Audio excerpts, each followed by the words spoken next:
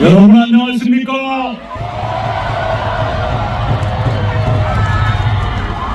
이 자리에서 처음 뵙습니다.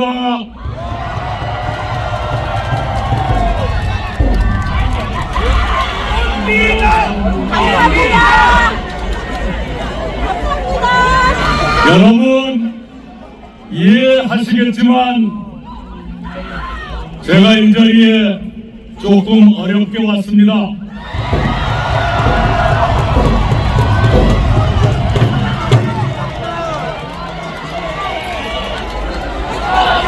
빨리 앉으세요. 네.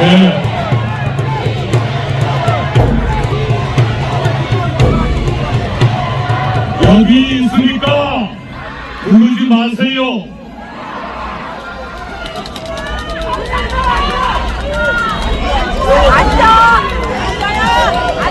만약 더불어민주당이 범죄 혐의 없는 후보를 내놓았더라면, 그래서 지금 그들이 하는 것처럼 법을 마음대로 뜯어고치고 사법부를 파괴하는 일이 없었더라면 저는 이 자리에 오지 않았을 것입니다.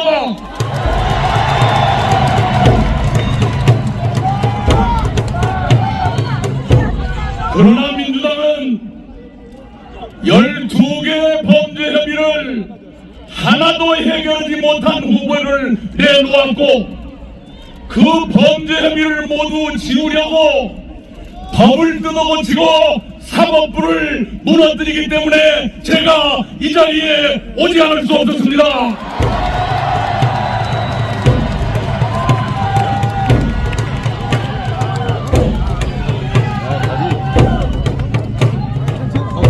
만약에 김문수 후보가 위선과 사욕으로 인생을 살았더라면, 권력만 탐하면서 일을 제대로 하지 않은 사람이었더라면 저는 이 자리에 오지 않았을 것입니다.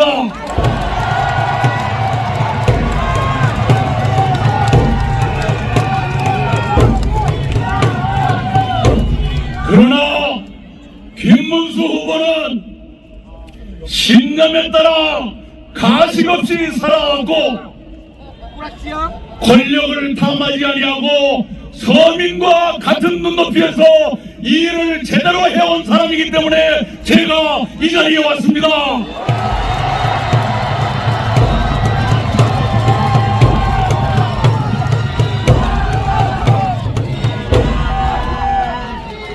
그래서 저는 딱 일주일 전에 김문수 후보를 세상 태어나서 75년 만에 처음 만났습니다.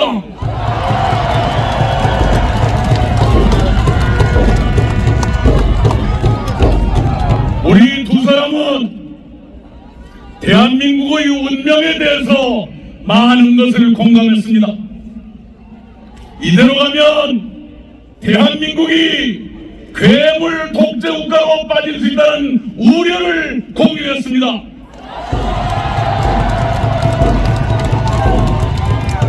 그래서 무엇보다도 먼저 대한민국이 괴물 독재국가로 수락하지 않도록 힘을 모으기로 합의했습니다.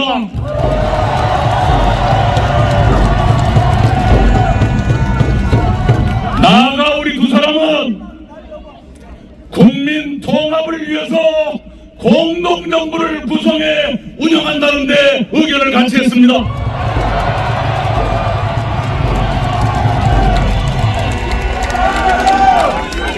그리고 2년 안에 분권형 개헌을 매듭 짓고 3년 안에 제7공화국을 출범시키면서 임기 욕심 부리지 말고 퇴진하기로 합의했습니다.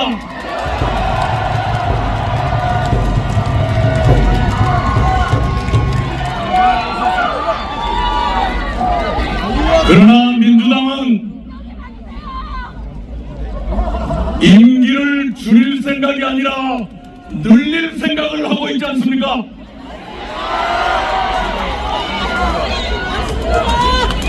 아마도 그 사람들은 임기 5년 마치고 또 출마해서 2번 넣으면 13년이 됩니다.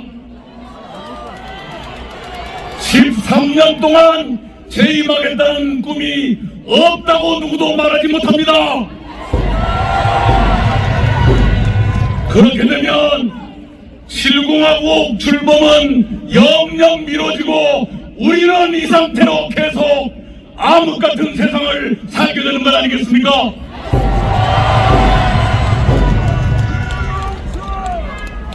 오늘 저는 여러분께 10가지 질문을 드리고 여러분 답을 드린 다음에 내려가겠습니다. 첫 번째 질문입니다. 우리는 대한민국의 순탄한 발전을 위해서 빨리 개헌을 매듭짓고 임기를 3년 안에 끝내서 다음 대통령 선거를 총선과 동시 실시함으로써 지금 같은 임기 불일치에 따른 손실과 혼란을 없애고자 하는데, 그렇게 하기 위해서 누구를 뽑아야 되겠습니까? 김문수!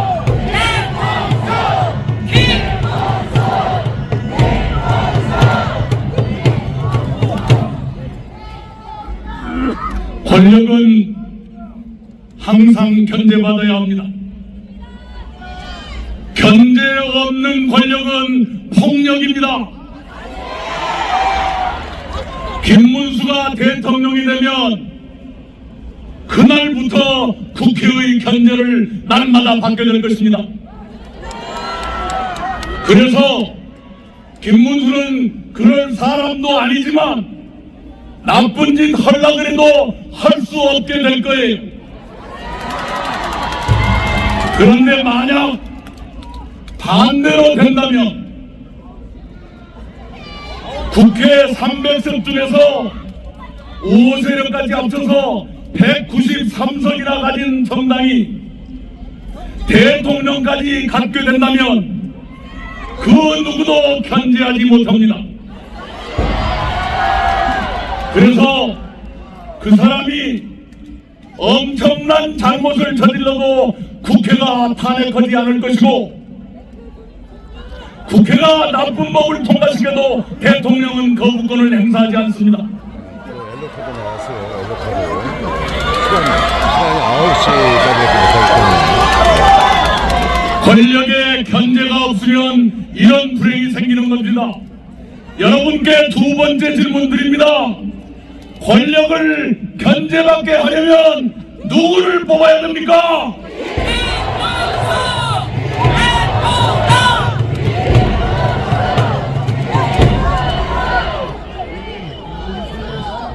법치주의는 민주주의의 최후의 보루입니다. 사법권 독립은 민주주의의 핵심입니다. 그러나 지금 저 사람들은 선거 끝나고 이틀 뒤에 국회 본회의를 열기로 잡아놨어요. 뭘 하느냐? 선거법에 자기가 유죄로 나온 그 조항을 바꿔버리려고 지금 하고 있습니다. 그렇게 되면 만약 그쪽이 이기면 그 이상한 법을 거부권도 행사하지 않고 실행할 것 아니겠어요? 그러면 대법원은 유죄 파기환송을 뒤집을 것 아니겠습니까? 그렇게 되면 법치주의는 누더기가 되고 사법부는 망가진 엉망진창 사법부가 될 것 아니겠습니까? 그렇게 되면 대한민국 민주주의도 골로 가는 것 아니겠습니까? 그래서 여러분께 드리는 세 번째 질문입니다. 사법권 독립을 유지하고 법치주의를 지키려면 누구를 뽑아야 됩니까?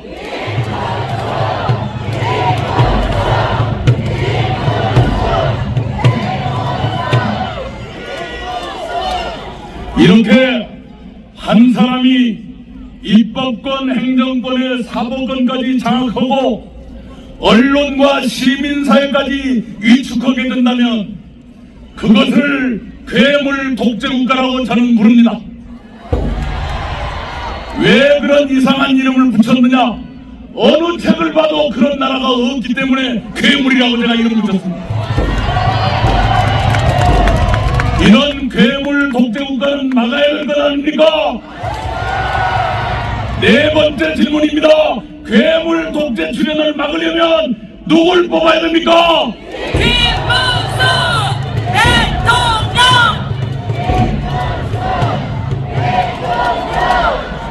자, 지금 그 사람들은 자기한테 유죄를 선고한 대법관 10명을 내란 세력이라고 낙인 찍어놨습니다.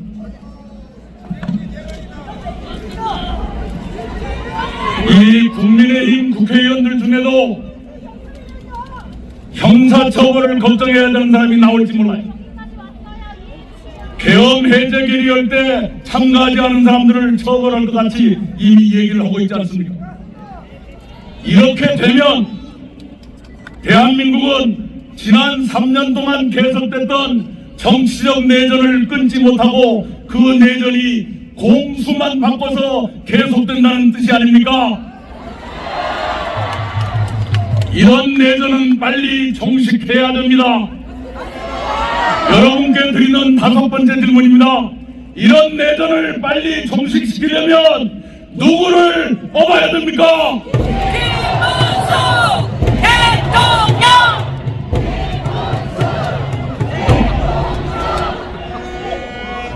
제가 10가지 질문을 드리겠다고 약속했는데 맞고 제 쪽으로 옵니다.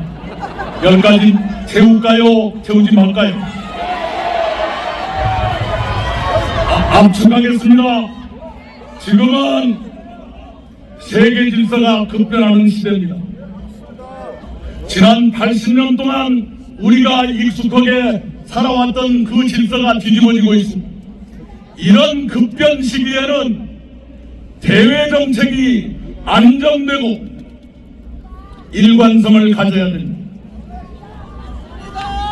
즉흥적인 실언으로 동맹의 신뢰를 잃는다든가 그러면 국가적인 낭패 아닙니까? 대외 정책이 안정되고 신뢰를 유지하려면 누구를 뽑아야 됩니까? 대통령! 총리님, 지금 저희가 9시까지 마이크를 쓸 수밖에 없기 때문에 맞습니다. 잘못하면 우리 후보님 말씀도 못 듣습니다. 네. 죄송합니다.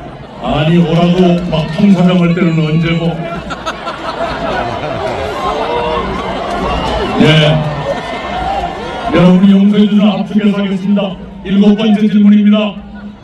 경제가 어렵습니다.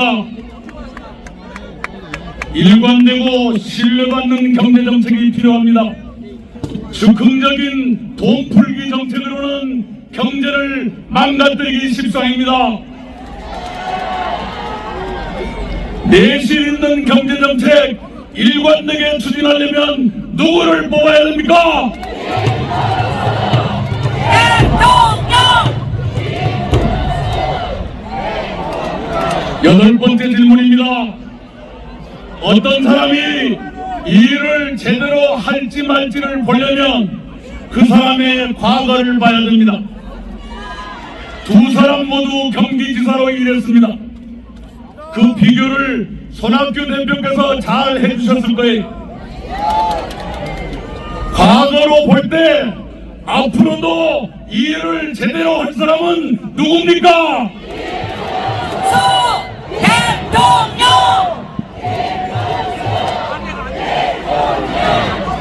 끝으로 아주 중요한 2가지가 남았습니다. 우리는 인간 존중의 사회를 만들어야 합니다. 그러려면 여성과 장애인을 포함한 사회적 약자들을 존중하고 배려해야 됩니다. 정책으로 존중하고 배려하는 것뿐만 아니라 지도자의 의식에서부터 여성과 약자들을 존중하고 배려하는 그런 인식이 뿌리박혀 있어야 됩니다. 여성과 약자를 배려하는 인식이 이제 뿌리 박힌 사람은 누굽니까?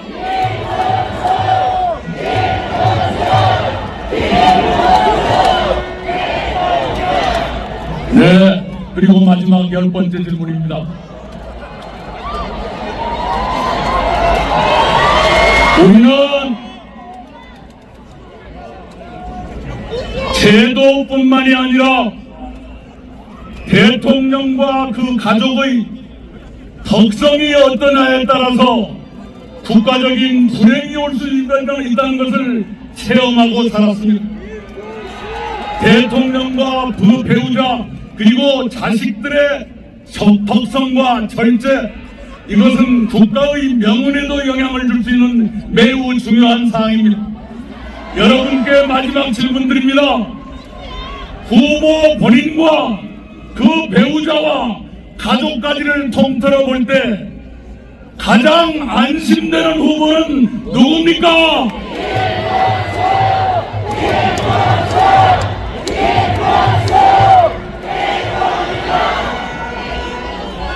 여러분이 저의 10가지 질문에 대해서 모두 정답을 맞춰주셨습니다. 그런데 정답 맞히는 것으로 끝나는 게 아니올시다. 표가 돼야 돼요. 여러분 한 분 한 분이 내일 3명 이상씩을 투표소로 모시겠다고 저한테 약속해 주시기 바랍니다. 감사합니다. 이상입니다. 네, 이낙연 총리께 다시 한번 큰 박수 부탁드리겠습니다.